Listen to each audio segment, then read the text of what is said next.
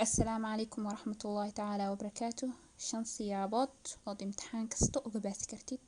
final exam امتحان كستو نقطبو وقباس كرتيد secondary exam امتحان كستو number 1 عبسيدة جوجي عبسيدة مر والبهر مركادة أي هرتاقن تحي عدد بقدينا ميل مقاريسيد ووحر مركاد هرتاقن عدد بقديد امتحان كبقديد إناد أخرسيد أدبي وأدقتا إناد كباستيد iskuna diyaari maalmaha xisaabso imtixaanka inta kaaga dhiman hadii 20 beri kaaga dhimanta aqri diyaarso imtixaankaas sad uga baastid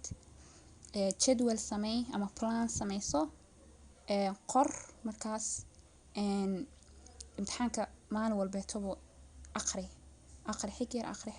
anaga dhan wayna martaa oo na soo martaa inaan baqno laakiin horumarkana wax hortaagan ugu weyn waa cabsida labo raadso meel aad wax ku akhrisan kartid gurigaada ha noqoto library ha noqoto meel saaxiibada ay joogaan ama meel adiga ku dareemaysid comfortable oo wax ku akhrisan kartid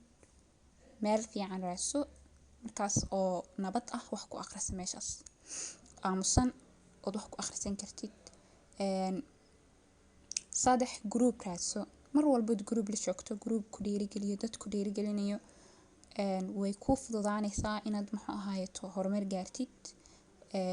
waxyaabo badan oo kaliya marka tahayna aad xaqiijin karin baad xaqiijinaysaa markaad group la joogtid mar walba group hadaad heli karto raadso marar badan baa ani isku fiiriyay saddex xiisadaha kala duwan si kala duwan oo akhri isku si ha wada akhrin xiisadaha si kala duwan oo akhri xiisadaha kala duwan si kala duwan oo akhri markaas way ku fududaanaysaa mid walba tan kale si kala duwan oo akhri sida xisaabta kale isku si ha u akhrin ayadii Englishka chemistryga isku si maahan ayada iyo physicska si kala duwan oo akhri qoro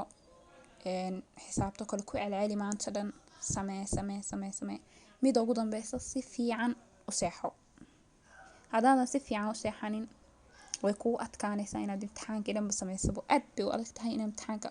aad sameyso adoodan si fiican u seexanin oo nasaninbo nasasho la'aana maskaxdaada markaas ma degno seed wax u sameynaysaa marka naso halkaas ku eg tahay walaalayaal subscribe ii saara channelkeen wuu cusub yahay insha Allah videoyaal badan